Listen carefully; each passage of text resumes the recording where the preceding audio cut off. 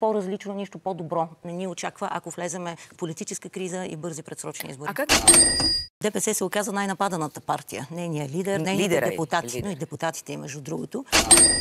Да гледаме на електората на ДПС само като на някакви хорица, изпаднали там в някаква серия от зависимости. Не е така. Това е, че едни предсрочни избори, така прибързани, при такава радикализация, когато улицата диктува, ще доведат неминуемо до онази политическа криза, с която се више спирала от предсрочни избори, несъстоятелни парламенти.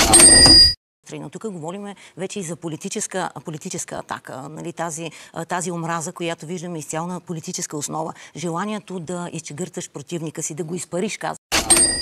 Нека да се знае, че електората на ДПС носи не само религиозна и етническа идентичност, а биография на български демократи. Нали? Това са хората, които са изградили по жизнения си път, нали, отстоявайки правата си.